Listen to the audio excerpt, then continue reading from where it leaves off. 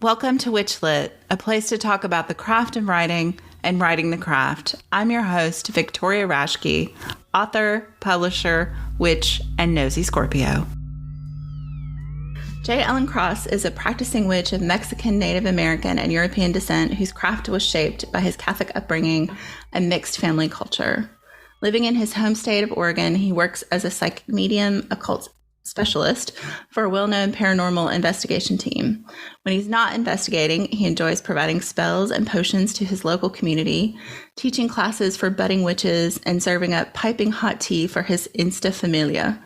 He co-hosts the Invoking Witchcraft podcast and is the author of American Brujeria and the Witch's Guide to the Paranormal.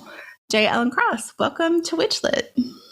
Thank you so much for having me here. I'm very excited to be here. Oh, I'm so excited to have you on. And we were just talking before that you, as a podcaster, you too know all of the ins and outs and exciting things that can happen with podcasting.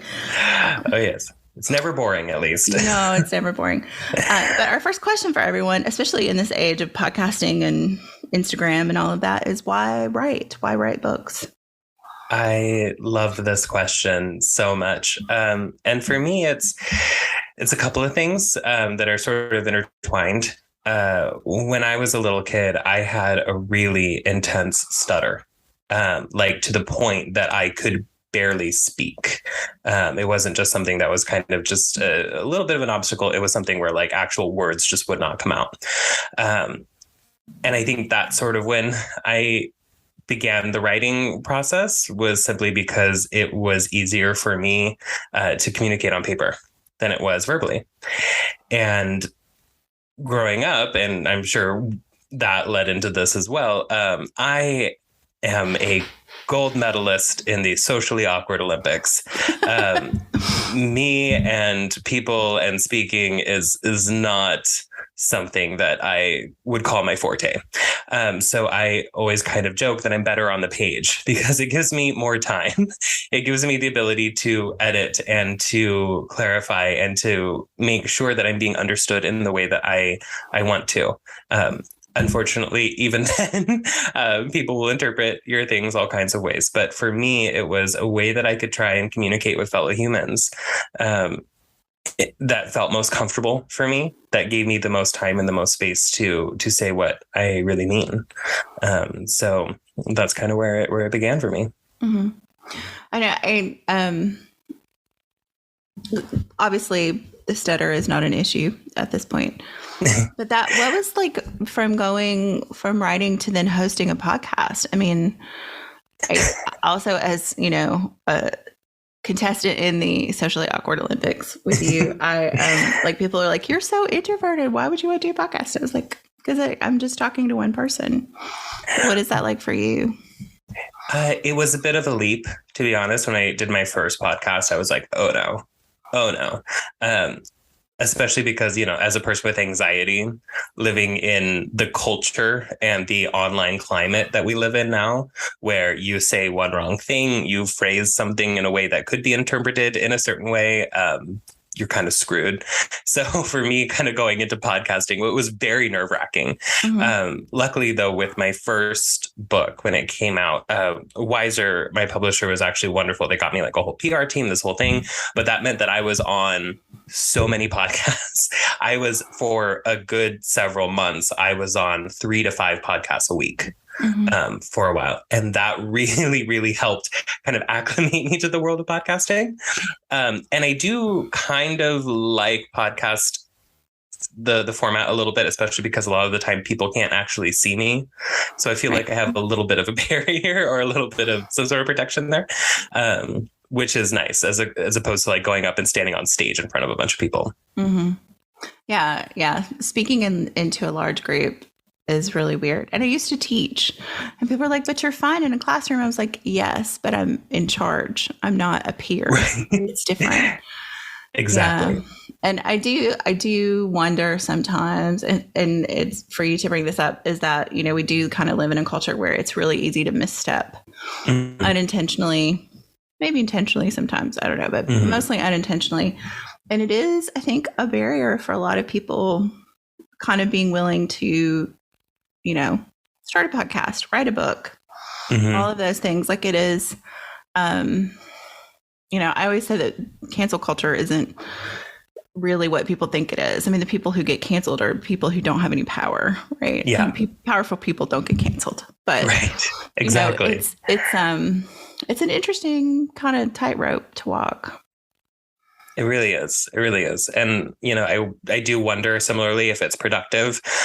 Someone posted the other day that they're like, the cancel culture is fine with the powers that be because it's not a threat to capitalism or, like you said, those in power. Mm-hmm. It is a threat, though, to other people who aren't in power. Right. I have a lot of feelings on cancel culture, but yeah. We would have to talk about that off. Right. But so I guess you mentioned the first book, and then you have your new book, the Witch's Guide to Paranormal. So do you want to talk a little bit about getting published, maybe with the first book and this one, since you're with different publishers? And I would say that from the outside, they don't seem to be one follows the other. They seem very different topics, but having read them both, I think there's definitely a thread, but I think looking from the outside, they don't seem to follow each other. So do you want to talk about your publishing journey, I guess, too? Absolutely. So my publishing journey kind of was a bit of, well, I guess a journey, I guess I'll say. Definitely had its twists and turns. So I've been writing pretty much all my life and doing witchcraft for pretty much the same amount of time. And so as an adult, I figured at some point I would probably write a book on witchcraft. And I kind of had the idea that I wanted to kind of talk about, Mexican American folk magic or North American folk magic, kind of in that idea. And then a friend of mine, because the universe is funny, introduced me to one of her friends named Anwen Avalon, who is a well-known writer. She does the water witchcraft books and the water magic books. And Anwen and I hit it off immediately. I absolutely adore her. She's kind of one of my neighbors. And she was like, you need to write a book. She's like, and at that time, she was in the process of publishing her first book through Wiser. And so she provided that connection to her acquisitions editor at Wiser. But part of that was me getting on a plane with Anwen last minute and going to PantheaCon in San Jose, where I would get to meet her acquisitions editor, who's Judica Isles, face to face. And that was kind of like a big part of making that happen. And so me traveling is not great, especially flying. If the Lord wanted me 3,000 feet in the air, he would just call me home. I do not handle being in the Pringles can hurtling through the space. But Anwen talks to me the entire flight so that I'm totally cool. We get there and I am able to meet with Judica, kind of tell her what my idea is. And she kind of talks me through what they want to see from me as far as materials ahead of time, an introduction, a couple of chapters, things like that, an outline. So I go back to my hotel room, stay up all night putting all of this together. And then I send it to her before I leave and come home. And then that's kind of how it all kind of started. Then I get a call from her. They're like, hey, actually, we very much do want to take this book and run with it. And they did. Wiser was excellent to work with. They listened to me on a lot of things. They provided me a lot of things. They gave me space to say the things that I wanted to say, which was really important to me.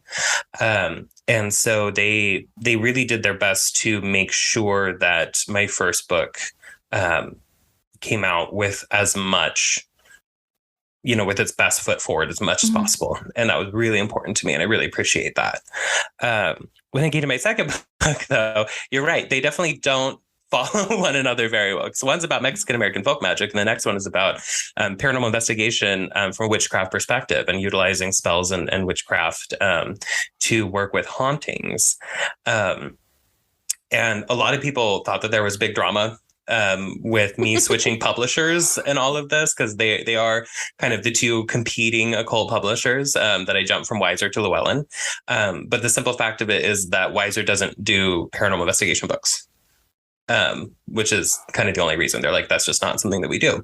So I just went over to Llewellyn. They were like, yeah, absolutely, we do that. So they picked it up really quick and ran with it as well. So just no hanging drama out with the publishing. Yeah. I'm like, I get to live in both worlds. It's fine. Yeah. I mean, I feel like there's this weird kind of like, are you a Weiser author? Are you a Llewellyn author? And I'm like, there are a whole lot of people who've published with both. This seems like a silly conversation. Right. And I mean, they are both, the names most people know for witchcraft, pagan publishing in the US, but they are a little different. I mean, they do, like you said, they do kind of do things a little differently. So that makes sense. So what was the seed for the new book, for the paranormal book? This was one actually that I knew from the beginning was one that I was going to write, at least at some point. I didn't necessarily want it to be my debut, but it was something that I was like, no, this needs to be a thing, because I've been doing paranormal investigation since I was 15. I won't do the math for how long it's been since then, but I have recently purchased a night cream, if that tells you anything. So doing that work and coming at paranormal investigation as not only a witch, but someone who grew up as a psychic medium, I had a very different perspective on the work, and I had a very different toolkit or bag of tricks when it came to this work. And I was sort of under the impression that a lot of people had that education and understanding of spirits in the paranormal investigation community, and was shocked to find out that that's not a thing. And when I do paranormal investigation, what's the most important to me isn't finding evidence. It's finding out what's going on and doing what I can to help where I can. Because a lot of times people who contact paranormal investigators are dealing with some really scary stuff, and they are mostly looking for help. And unfortunately, that's not what they're getting from the paranormal investigation community at the moment. And I began to realize that when people would contact me from out of state or from really far out of my area and be like, hey, I'm experiencing these things in my home. Can you help me? And I'm like, well, I can't because I'm so far away, but let me contact your local paranormal investigation team, see if someone can, go over there and help you. And 9 times out of 10, if I would get a response at all from the paranormal investigation team, the response would be, well, we can't do anything to help, but we'd love to come take photos. And it's like, that's not helpful at all. Because once you walk into a home and you see that the family has brought all their mattresses into the living room so that they can be safe together at night because of what's going on in their home, taking photos is not going to cut it. And I find that witches and psychics and those of us who kind of are in the spiritual realm have an ability to help people and have an ability to join paranormal investigation, where we can actually band together with evidence collecting and being helpful together so that we can actually do something that really matters. And so I wanted to teach people to do what I do. So this book is essentially a manual for how I deal with hauntings from a spiritual witchcraft perspective. Yeah. I know. Reading through the book, one, it was kind of interesting because I'd listened to your podcast, so I kind of had your voice in my head while you were talking, while I was reading, which was, nice to to have a voice behind that. But it did really came across that this is not about the sensationalism of it and the, tantalization that, people get from paranormal investigation TV shows and stuff. But Absolutely. I imagine in your work, and this isn't really about writing, this is more about the book, but I imagine in your work that when people reach out to you, that is the cultural mindset that they have. This is what it's like. It's the guys with the readers in the dark with their, dark vision goggles and, not really, I guess, respectful, maybe is the word. Yeah. I mean, how does that work when you meet with new people and they have this idea of what's going to happen? And then you're like, no, that's not how we work. Absolutely. That is something that I am definitely fighting, especially in the witchcraft community, which has really surprised me. When I first started talking about my new book and I started posting about how I felt that witches should be joining paranormal investigation, I was met with a lot of people or a lot of witches who were under the impression that not only was the examples of paranormal investigation on TV were completely accurate, but a lot of them are under the impression that paranormal investigation is only something that happens on and for television. And that if you do paranormal investigation, it's only to try and get on TV. And that was something that I was very shocked by for a couple of reasons. Because number one, I mean, you would think that witches of all people would know that, media representation is not always accurate. And also it's paranormal investigation is something that happens off camera all the time. There are hundreds, if not thousands, of paranormal investigation teams out there across the world that aren't on TV or have no desire to be on TV. I was asked recently to be on a paranormal investigation TV show, and I was like, please no. Like, I really don't want to be there. So I would like witches to be a little bit more open-minded about it. And a lot of them, too, are under this probably because of TV representation, are under the impression that all paranormal investigation is very rude and disrespectful. And I had somebody try to tell me that traditional paranormal investigation is the harassment kind. And I'm like, no, actually, most of the teams that I have come across or worked with have very specific rules about antagonizing the spirits. And if you do, you're often off the team very quickly. That's something that we really don't play around with on my team. We're very much respectful in that. But people don't understand as well is that when you have paranormal activity happening, it's often because that spirit needs something. It's trying to get your attention. And so to go, oh, no, I won't look into that because that would be disrespectful to you, spirit. That spirit is kind of like, please, no, do look into it. Like, I'm trying to contact you. Or people are like, paranormal investigation should not happen in these places where traumatic things happened historically. And I'm like, if I am a spirit that is stuck there, I would want somebody to come and try and talk to me, like, so that I could possibly have an opportunity to get out of there. So I think a lot of witches need to kind of expand beyond the TV representation. And a lot of people, too, who are our clients are they're never really sure what to expect when we show up. And we're often not what they may have had in mind, because my team is mostly psychic mediums. We do have investigators who come with the equipment, but mostly it's just us kind of walking around, talking to the spirits in your house and figuring out what's going on. So it looks very different than what they would expect. It sounds like from the book, your goal is also different.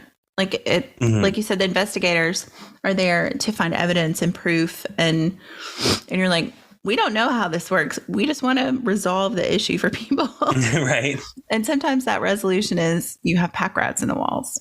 Yeah. Yeah. Sometimes it is. I mean, do people, like, when that's happened, do people have, like, I mean, if they have convinced themselves that something supernatural is happening in their house and you're like, no, it's the wiring, or no, you've got an infestation of rodents. Is there like a disconnect for them, or do they just be like, oh, that can't be it? Or is there relief? Sometimes there's relief.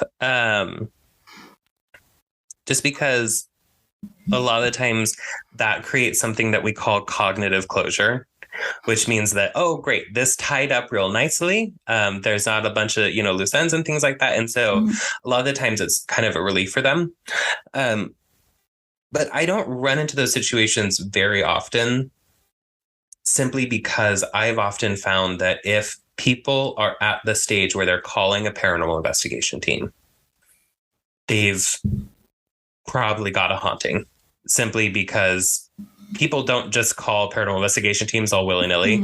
Yeah. In fact, it often takes a long time for them to work up to that stage, because that's something that comes with a lot of stigma. They're waiting for people to ridicule them. Like, what do you mean you think your house is haunted? You're calling a paranormal team? Like, what?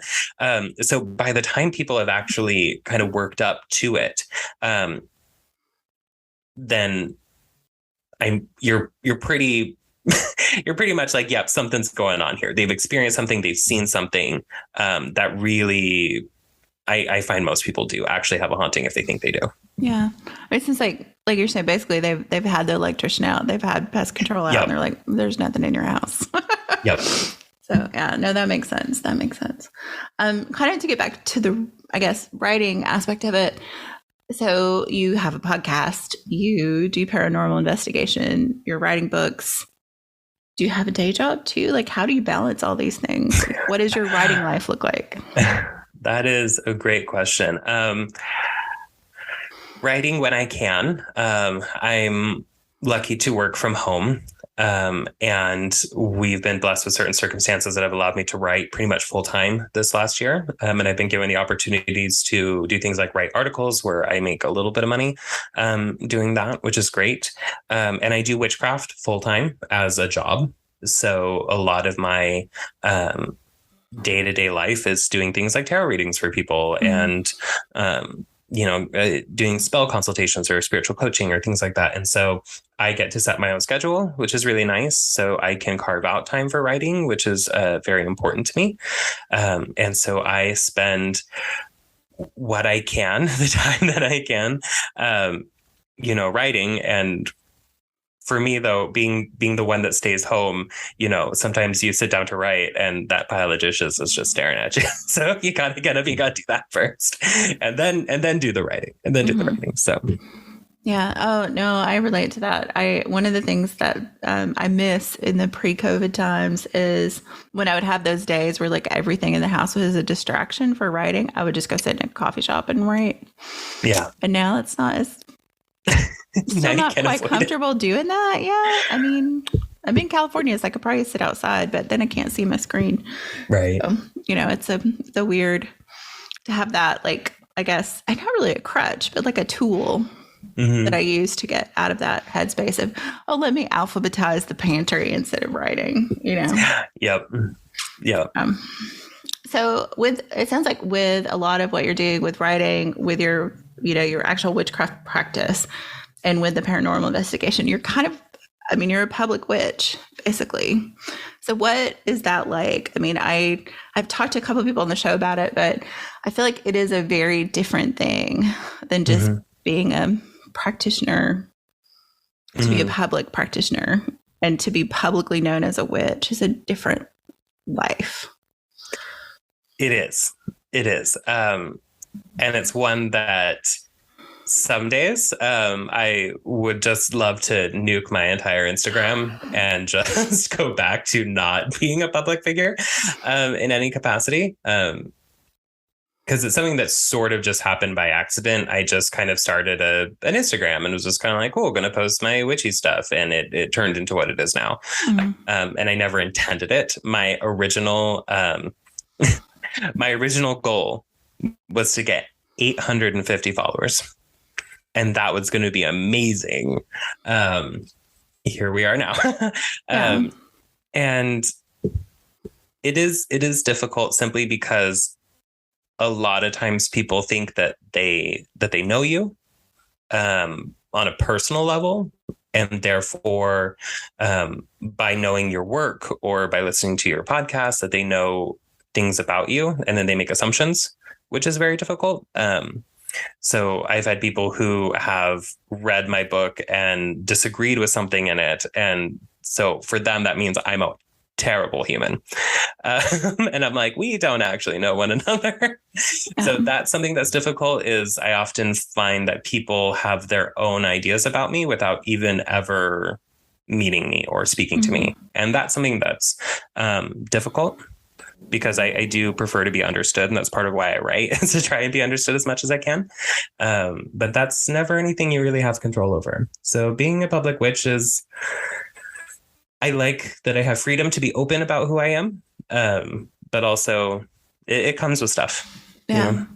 I mean, I think commenting on that, like the parasocial aspect of social media and having a podcast and those kind of things, I think that a lot of people do understand that like celebrities, that what they know is a persona. But I feel like with the intimacy of social media and the intimacy of podcasting and things like that, I mean, people listen to you in the car or when they're laying in bed at night, you know, they have this very different interaction with those kind of things, that that parasocial bond is stronger on their end, but you're still a persona, you know, that is, I think that there's more cognitive dissonance there than it with like a celebrity figure who's like an actor or something. Who seems so far away versus, you know, the podcaster that's going with you to work every morning. Yeah. It's a weird thing. That's for sure. But, I mean, do you have, like, how do you navigate that? Like, do you do anything like in your practice itself to kind of navigate that? No, I mean, you know, I always doing what I do and being who I am, you always have to, you know, make sure that you have your protections in place and that you're doing regular cleansings, just because all that stuff that people think and feel about you, you know, always gets sent there. But to be honest, a lot of it has just been how I frame it in my mind, because when you put out something like a book, it's very easy to want to know what everybody thinks about it. Right. And sometimes that's good, sometimes that's bad. When I first started getting my book published, everyone around me who I knew who was an author told me, they're like, do not, under any circumstances, read your reviews. They're like, don't even read the good ones. They're like, don't read any of them at all.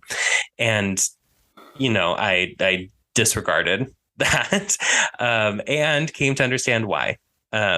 Because the truth of the matter is that once you put something out there, you can never control how people respond to it. And even though the response to my book was overwhelmingly positive, there were a lot of people who felt the need to be a certain way. I had people dedicate their entire TikToks to hating me, all kinds of stuff. Which, of course, after that, they announce their own book that's coming out. So you begin to realize what it's all about, you know, going through it. So for me, a lot of it was learning that what other people think about my work is none of my business. Yeah. It's not that it doesn't matter. It's not that, you know, anything like that. It's simply none of my business. So people will send me things. They're like, hey, I did a review of your book on my website. And I'm like, great, not going to read it. Because, like, you know, you do that. Absolutely. You are entitled to your opinion, but it's none of my business what you think. And that's simply the best way I found to just, you know, live at this point. Yeah. I think all new writers get that advice not to read reviews, and all new writers don't take that advice. Right. I mean, it's just one of those things. But you're right. I mean, I think once we put something out into the world, whether it's fiction or nonfiction or, you know, even the podcasts, like it doesn't really belong to us anymore. Yes, exactly. It's no longer mine. Right. And, you know, perception of the person, you know, reading it or listening to it, that is the reality for them. Like whatever you intended might have gotten through, but not necessarily. So, right. I had people come after me for saying things that I were not in the book at all. But it were things that they had interpreted from what I said based on, you know, their own personal experiences. And that was a very strange thing for me, because I'd be like, wait, that's not in this book. I never said that. But if you take, you know, leap 1, 2, and 3, and you end up over here. So that was something that was interesting for me, was the fact that you can be as clear as the day, at least as far as you're concerned, and still everyone's going to read something very different from what you put out, which is also part of the magic of books too, is that everyone is going to read something different when they read your book. So, yeah. I was talking actually to another wiser author. I think that one's already that episode's already aired, but about kind of the animism of books. Like, you know, the manuscript that you're working on has its own spirit or own, you know, presence, but then every copy of that goes out then becomes its own thing too. Yes, very much so. Yeah. It's an interesting way to look at things. So when you are writing, like when you're home, trying not to do the dishes, like what is like your perfect writing day? What is like, do you have rituals around it? Do you have like certain things that you do? Are you just one of those people who's absolutely not precious about it and I just write when I write? I do have some kind of rituals. I'm not necessarily a superstitious writer, but I do think that there are certain things that help. So for me, a playlist that matches what I'm writing is really important. Or at least a playlist that can kind of put me into the brain space that I need to be in for writing. So I think it was all of American Brujeria. I wrote that, I believe, listening to the instrumental soundtrack to Where'd You Go, Bernadette, which is my most favorite novel. And I love what they did with the film. But I listen to a lot of instrumental soundtracks when I write. And though that one doesn't really match the theme of the book, it was excellent writing music to do that. So I do a lot of music, and I have this old roll top desk that I sit at when I write because it makes me feel all authorly. And something that I like to do, because I mean, honestly, mostly I write fiction. I am not published in fiction, but mostly I do write fiction. So I keep a novel from a author that I really respect on the desk with me. And it kind of cycles. I write mostly horror when it comes to fiction. And so I will have like a collection of Shirley Jackson's short stories. Or for a while, it was Anne Rice's Interview with a Vampire that I had. I think my most recent one that's sitting on my desk right now is Stephen King's Lisey story. Which is one of my most favorite books. So yeah, that I find that helps a little bit. I feel like they're with me. Yeah. Yeah, I do like that idea of kind of like the altar, but in like a very abstract way of this is what you're kind of bringing to this writing. Yeah, it's funny. We were talking a little bit before about Anne Rice. It's funny that that is one of yours too. I will save that information for listeners for later, but Anne Rice is obviously not going to be on the show. That's not, unfortunately, that is not possible. But yeah, I do. It's interesting you say about being superstitious about writing, because I think there are a lot of writers who are a little bit superstitious. You know, they have, I only use these kind of pencils, or, you know, I only do it this time of day or whatever. I always think of, speaking of Stephen King, I think he's got 2 books about writers, and I can't remember which one this in, but I think it's The Dark Half, where he uses the Beryl Black Beauty pencils. And that image has stuck with me for so long, of like a writer that's like so dedicated to this tool being important to writing. And I was like, you know, in the days of just typing it out in a word processing program are kind of not as romantic, I guess.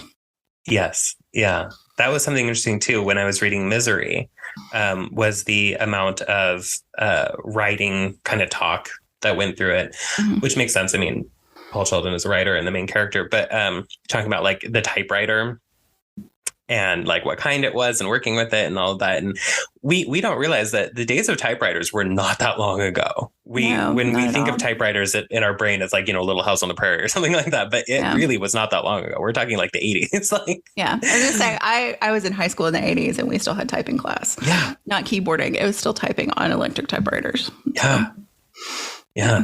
I did not take it. I could not imagine being a writer on a typewriter, because I mess up so much that the ability to just backspace is a boon. Thank God. Yeah, exactly. The first year I went to college with like a Brother word processor, which trying to explain this to someone now, it was like a portable suitcase sized word processor that had a screen that was about 3x5.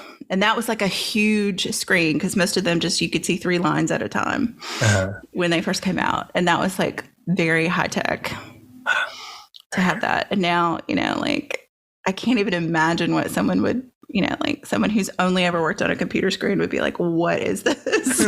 Right. How did you work like this? Yeah. Yeah. But we did. I mean, that was the thing. And I mean, I know of authors. I know a few authors who do always write longhand first. Then I know a few who do work on like old typewriters, that's their preferred medium. And I do think, that, I don't know, it is interesting. But then I was also thinking, like in context with your book about like, if you do use an old typewriter to write, what are you bringing in? Like who else has been writing on that typewriter? Right. That's what I'm wondering too. I'm interesting. Like, yeah, I wonder about that as well. But it could help, could hurt, depending on, who owned it before you. If they had great amounts of inspiration that might, rub up on it, or maybe they had a very turbulent writing career. Or, you never know. Doing invoices for, right, a widget company or something. So fiction. So do you have plans to get this fiction out in the world, or? I hope to. We'll see. It's a very different world from the nonfiction that I've been published in. And I've been really blessed to be successful in nonfiction. But that was kind of a weird, almost accidental stopover. Even as a child, when people, would ask me like, okay, what is it that you want to do? I would tell them I wanted to be a writer. And so I used to write as a child and continue to write growing up and all this, and have written many terrible novels that are on my computer and will never see the light of day. But hopefully at some point, I will add fiction novels to my repertoire. We will see. Cross your fingers for me. Yeah, no, I was gonna say, I'll put that out there for you. I am a consummate cheerleader for people who want to get their work in the world. I just want to hear people's stories. So yeah. And as Mr. Gaiman has said multiple times, only you can write the book you're supposed to write. So exactly. Yeah. So I guess since you haven't published fiction, I'm going to ask you this anyway, because I think in your fiction, how does your practice and your belief, like if you're writing horror, I assume there's magical elements to it. Like, how important is it to you that be realistic? Or are you like, oh no, it's fiction magic is CGI magic. It doesn't matter how realistic it is. It kind of depends on what exactly it is that I'm writing. For the most part, I do like to keep it as realistic as I can. Just because I think that adds a little extra body to it when it's a little bit more in depth than simply just, oh, you wave your hand or you say the funny rhyme or whatever it is. So I find that adds a little bit more depth to it. But what a lot of witches don't understand is that when it comes to fiction, making sure that everything is exactly correct, magically speaking, is not very exciting. And it also takes a lot of time and a lot of explanation. And so, your witch character is going to go cast a spell. And so they start by grounding themselves, and then they cast a circle, and then it's like 30 pages later. And you're like, okay, we need to actually kind of chop this down. So when it comes to writing fiction, I like to incorporate as many realistic elements as I can. But I'm a writer that's like, you know what, this is fiction, and fiction is fiction for a reason. Because people aren't here for a course in witchcraft. People are here for a story. And if I stop to have 30 pages on casting a circle in a very correct manner, that's going to absolutely kill the story. Yeah. So where you can make it realistic, that's great. But I don't like to get hung up on it, especially if it's something that I feel like is damaging the story. Yeah, I know, it's interesting. I've had in critique groups people, because I have published fiction, and always there's kind of a witchy character and magical element, contemporary fantasy kind of stuff. And I've had in critique groups people say, well, how does that work? And I'm like, do you want to know that because you want to know that and you have a question about it? Or do you think I need to explain that to you in the book? Right. Because those are different. Yes. Very different. Interesting. Well, I'm excited at the prospect of you getting fiction out in the world. And when you get that published, we'll have you back on. You can talk about your fiction book. Thank you. Oh, so I mean, with American Brujeria and with The Witch's Guide to Paranormal, a lot of this is kind of based on your experience. I mean, I know there's footnoting and things like that, but did you feel like you really did a lot of research for either one of those books, or those really like the research kind of filled in what you needed to verify for folks? Like, what was the process of kind of getting the information in those, just as a nonfiction author, I guess? Yeah. Well, research did go into both of them, but not the research that a lot of people would expect.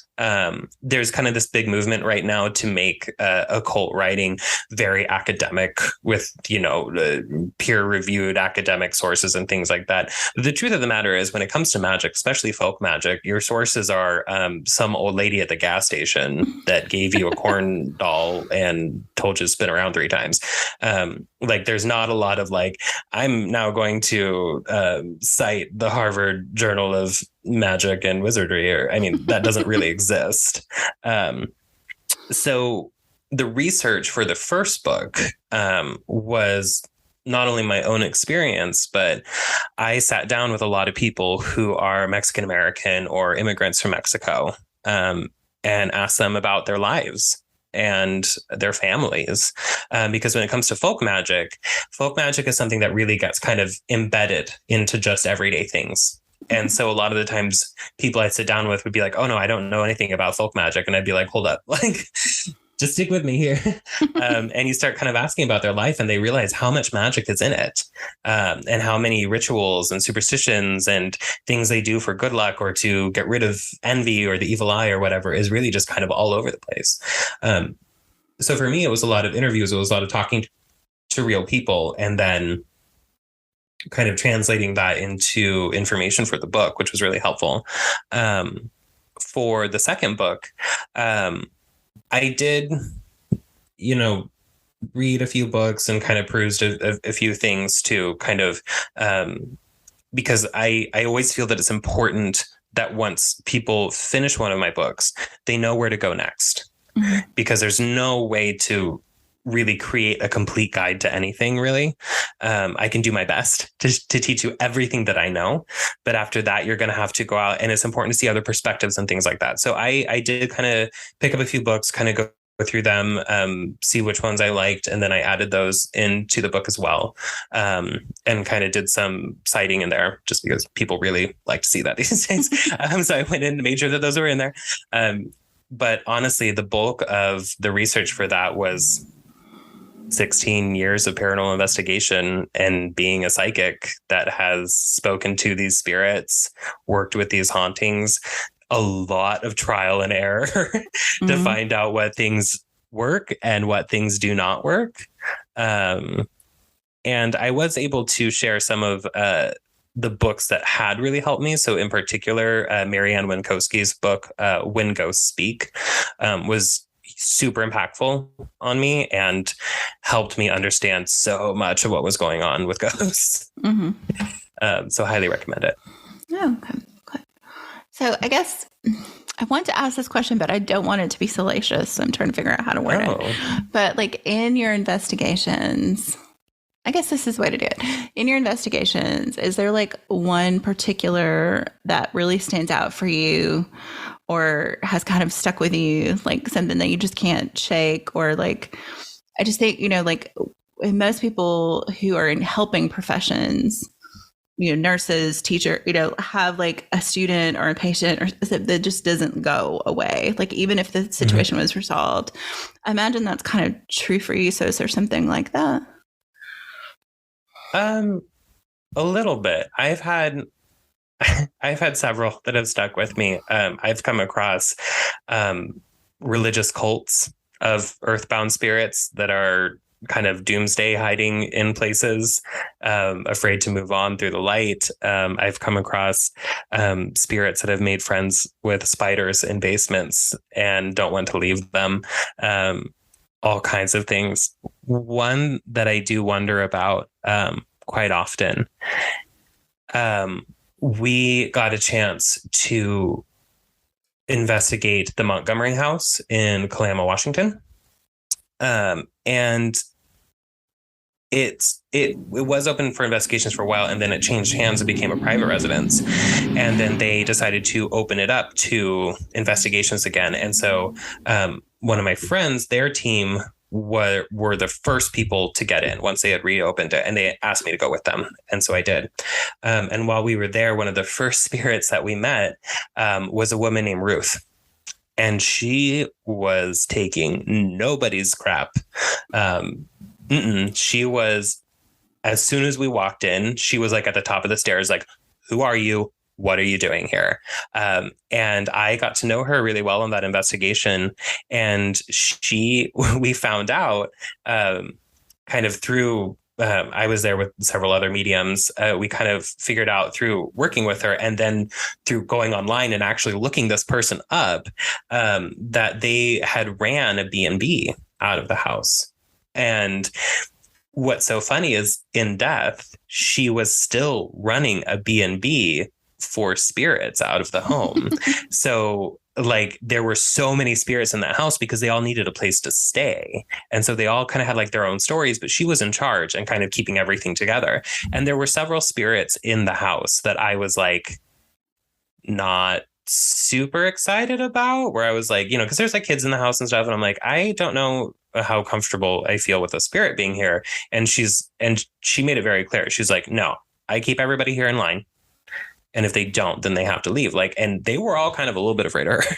So I do sometimes wonder about Ruth and how she's doing, and you know, how all of that is going for her. The family that's there right now aren't bothered by the haunting much, and they kind of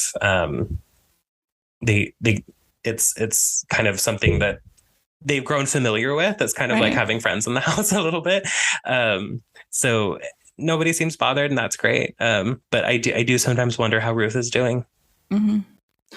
And yeah, you write about that in the book too. And that section, it was just like, so the resolution for that is like, no, she's in charge. You're fine. I mean, there's not really, the resolution isn't really, they need to leave. It's, this is what's going on. Yeah. So, and, you know, sometimes, you know, if they want to leave, I'm happy to help them do that.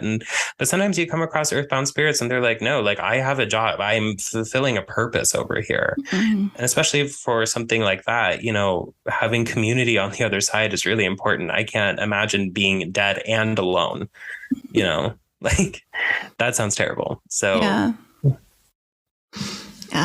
One of the things I wanted to ask you about in the book, and again, this is not writing, this is what you do, I guess. But you talk about the difference between like imprinted hauntings, like that, the time loop kind of thing, which I think gets used a lot in popular media. I mean, like you said, the widow's walk kind of thing is very tropey, but also like it's a story that's everywhere has one pretty much. If there's water, there's a widow's walk story. Right. And the difference between like earthbound spirits. And I was just thinking, you know, like that idea that if it's an earthbound spirit, it would fade over time. But these time loops can last, it seems like, from what you're saying, longer. So it makes me like this is a really roundabout way to get to this, but I was just thinking about the nugget of truth in folklore. There's always like a nugget of truth, right? And those time loop things seem to feed that maybe even more than other kinds of hauntings, it seems. In what way? In that they would be more persistent over time, right? Oh, yeah. That would make sense. Yeah. I think about things like, especially in Europe, what do you think? Like Anne Boleyn still haunting the Tower of London. Well, you know, in theory, she should have moved on by now. Right. Is it a time loop kind of thing instead? So yeah, it's just that, I guess it is kind of writer's brain. Like, how does that work? Like, how do you pick that apart and think about, like, you know, what is the story, I guess? What is the story really? Right. And I do love that, because it is kind of these weird snapshots, you know, of people's lives and of their story. And it does beg the question, you know, what happened here? Why did you make this walk so many times that it became imprinted on the space? Or what was happening in you at that time that put out so much energy that it scorched, this moment into this place. It does make you wonder, Yeah. So being, kind of in public for what you do and writing these books, and people, I guess, assume also know that you do paranormal investigation. Do you get a lot of random people coming up to you with their ghost stories? Oh, yes. I do get that. Which is great, because it's so funny when they do it, because you can tell a lot of the time, or I'll be in social situations where people will ask what I do. And if I'm feeling adventurous that day and I tell them the real answer, they'll often immediately launch into some sort of story. And sometimes they're bananas. I've had complete strangers be like, oh, interesting, I was abducted by aliens at this point. And I'm like, oh, cool, just met you. What was your name? But you can also tell the reason why they have that reaction is because they've had something in them, like this story, this experience, that they haven't had a safe person to tell about. Mm-hmm. And as soon as they understand that you're a safe person, that story can come out for the first time. And sometimes you also wonder if they're kind of like in control of it, because sometimes they do kind of just like, you can see them kind of word vomit it out, like, this thing happened to me at one point and I was this age and this thing and I saw this stuff. And so I think that that's, number one, very neat that they've identified me as a safe person that they can share that with, that they often haven't told anyone else. And also that they're getting that opportunity to actually not only tell the story to somebody, but tell that story to somebody that goes like, oh yeah, I've seen something similar to that. Or I understand what that must be like for you, because I've, had a similar experience or something like that. So it can be very validating for them and very healing for them. And you can kind of see them too, after they're done telling you, they kind of have this like, oh, I didn't even know that was in there, like struggling to get out. But once it does, I think it changes something for people. And I think that's important. Yeah. I know it seems like a really good attitude. Like, I know like a doctor at a party might get sick of people saying, can you look at this mole? Right. But yeah, that seems like a better way to kind of absorb those stories without, like having to give advice, or, you're just a place where that they can land the story. And maybe that's all they needed. Yeah. Yeah, you can hope. Sometimes that's not all they need. Yeah. At which point it does become the doctor at the party, which I do run into that. And it can sometimes be hard to make friends doing what I do, because people get interested in knowing you based on, what it is that you do. And then that entire friendship just turns into them texting you every time something creaks in their house or something. And it's like, cool, but like, do you actually, know what my hobbies are outside of that? Like I do friendships other things. Can be weird. I do other things. Yeah. Yeah. Well, friendships as adults, I think, are interesting and much more difficult than when you're younger. But I have so many questions for you that are not about writing, and I just don't want to pepper you with those. I'm sure you will talk about a lot of this stuff with other folks. But one of the things that really stood out to me in the book is the idea that entities do not have to be from that place. Mm-hmm. That they can come from other places nearby, or they just kind of land there on the, the spirit superhighway or whatever.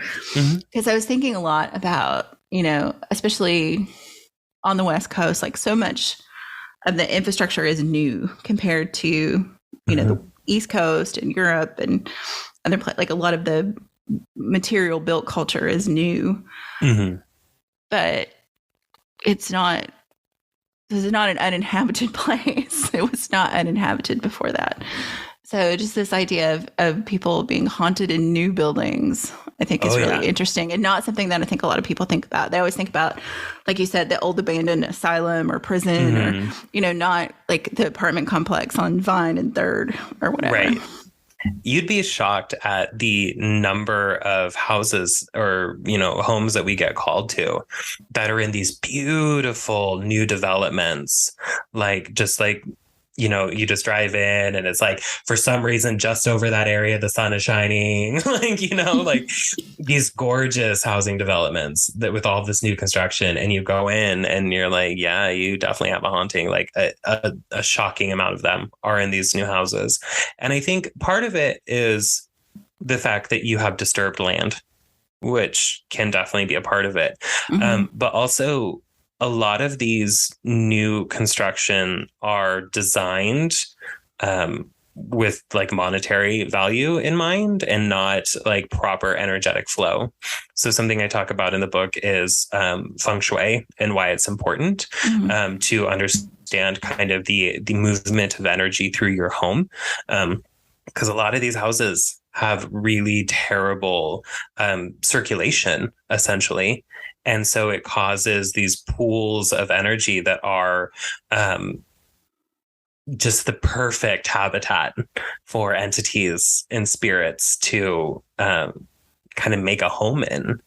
And so that's something that's difficult. And it's not something that can always be fixed because that's an architecture issue. Like you can put a potted plant here, you can put a mobile or a light or something over here, or you can paint this a different color. But, there's only so much you can do when it comes to that. Yeah. I mean, there is kind of like the architectural equivalent of word vomit in a lot of those houses, which I guess doesn't work for spirits either. Yeah. It's a lot of like, well, we designed this house this way so that we can fit as many as we can in this amount of, this many acres or however much the development is. Not so much, what's the best actual flow. It kind of gives a whole new dimension to what is the McMansions from hell. Speaking of social media, like she's done quite well with that. They've done quite well with that. I want to give you an opportunity to tell folks where to find you and let folks know what's coming up for you. This will air later in the fall. So think about that, I guess, with classes or anything. And then we'll go on to our last question, which is a tiny game of chance. Oh, yeah. So you can definitely find me on Instagram. I am at Oregon_wood_witch. So it's Oregon Wood Witch with little underscores in between. Take a second look at any of them that you find, because there are many people out there attempting to be me. My best advice is if you're on someone's account, scroll down a little bit, because I found that a lot of these scammers have like 3 or 4 lines that are my pictures, and then underneath that they're like a completely different person or a completely different account, and I'm like, that's not me. So definitely take a look at it. I am at Oregon Wood Witch. You can find my podcast Invoking Witchcraft on Instagram as well, through my personal page. I have a link in my bio where you can buy my books, where you can book services with me. I do spiritual coaching, I do readings, I do spell work, all that stuff. So you can find that there, and you can find my books wherever books are sold. Excellent. And we will put all that in the show notes so people can find it easier. Thank you. And so the last question, which at some point I'm going to have to stop saying this, was things we're not supposed to talk about, because the whole podcast is kind of that. So depending on what I roll, I will ask you a question tangential to your writing or the topic of the book, so not just out of left field, about death, sex, religion, politics, or money. And if I roll a 6, you get to pick which one you want. 5, money. Oh, interesting. Okay. So you say in the book that your team does not charge for doing investigations and resolutions. Donation is possible. So I guess, can you talk a little bit more about how you all made that decision, and maybe give advice for people who need to seek services locally to avoid being fleeced by charlatans? Yes. So that was something. So I was doing paranormal investigation on my own for a really long time, and I was doing it for free. That was something that was very important to me. I never liked the idea that, a family could be huddled together in their living room, sleeping all together for safety. And I'd go, well, I could help, but you can't pay me, so I'm not gonna, like, that never sat right with me. So I never charged for it. And then when I joined the team I'm on now, they already had a rule about doing it for free. This is a volunteer thing that we were all doing. And if people wanted to donate, they could. And that went to things for the team, like equipment, keeping our website up. At one point we got hoodies, which was really cool that had our, our name on them. So that was a value that I really liked. And joining this team, it was nice to find people who felt the same way that I did. If you're going to have a paranormal investigation or someone come in and help, there's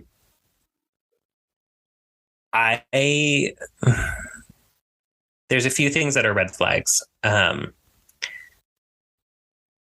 If someone wants hundreds of dollars to come and investigate your house, let alone fix it, but just to investigate it, you have to remember too that a lot of the times when you're letting paranormal investigators into your haunted home, you're actually doing them a bit of a favor, because it's like, hey, this is something you study, so would you like to utilize my home to study that? Like, it's often a favor. If they're going to charge you, it should seem reasonable. And it should be something that is predetermined ahead of time that everyone is okay with.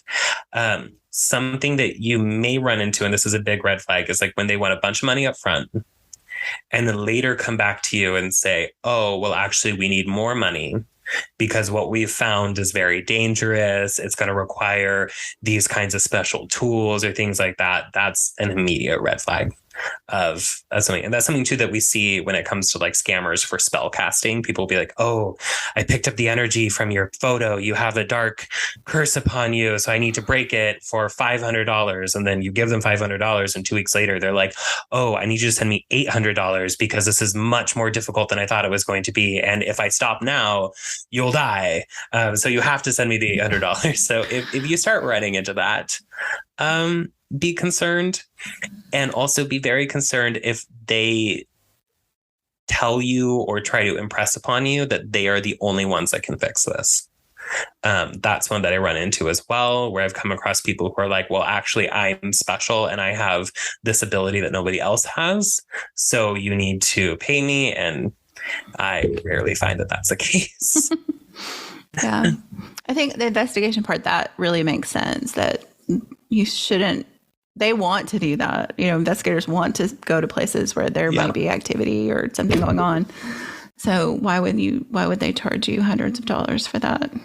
I hadn't quite thought about it that way, but that totally makes sense. Yeah. There are some days where I'm like trying to get something out of somebody's basement that's trying to like rip my head off. And I'm like, I should probably charge for this. But, some days you're like, oh, God. But. Well, and I wonder too, like, I don't know that this is the reason not to charge, but it does seem like people will be more likely to believe that what you're trying to do, be less skeptical. Yes. If you're not trying to make money off of it, I guess. Yeah. Well, and that's something too, where like in the book, I have a section near the end about the different kinds of clients that you're going to run into. And one of them that's very prominent that you're going to run into over and over again is the family skeptic, who's often, not always, but often the oldest male in the household. And something that they're really worried about and something that they have their eye on a lot is the money portion. Are we being charged for this? Am I going to get a bill? And once they find out that you're not charging them, and they spend enough time with you that you don't then suddenly begin charging them, that story doesn't change. Then they begin to relax a lot more and actually take you seriously and begin to feel that you're legitimate. So I feel like that's really important. Yeah, no, that totally makes sense too. I that part was amusing to me because I'm like, as witchy as I think I am, I'm like, there's a little skeptical heart in there too. Which is important. Yeah. So, I think you have to, it's not, skepticism in and of itself does not negate magical or paranormal things. It just kind of keeps you safe, I think, from people who would want to do you harm, like you said. Exactly. Yeah. Exactly. Yeah. Yeah. Oh, well, thank you so much for being on the show and for sharing your work and letting us know that, there could be fiction in the offing as well. Right. If you're a literary agent, slide into my DMs, please. Thank you. Listen up. All right. Well, thank you so much. And hopefully, next book we'll have you back on and we'll talk more witchy writing stuff. That'd be great. That would be wonderful. Well, I hope you have a wonderful rest of your day. Thanks. You too. WitchLit is a production of 1000 Volt Press and is edited by Kaifel Agostini. Our music is Voices by Alexander Shenekar. You can support our work at ko-fi.com/witchlitpodcast. And if you'd like to submit your own death, sex, religion, politics, or money questions, or have questions or comments about the show, you can send an email to victoria@witchlitpod.com. And please be sure to let us know if we can use your name on the show. Transcripts and all our previous episodes are available at witchlitpod.com, and you can follow us on Instagram and Twitter @witchlitpod. If you enjoyed this episode, please subscribe and consider giving us a rating or review wherever you listen to podcasts. It helps other witches find the show. Thanks for listening and for reading witchy.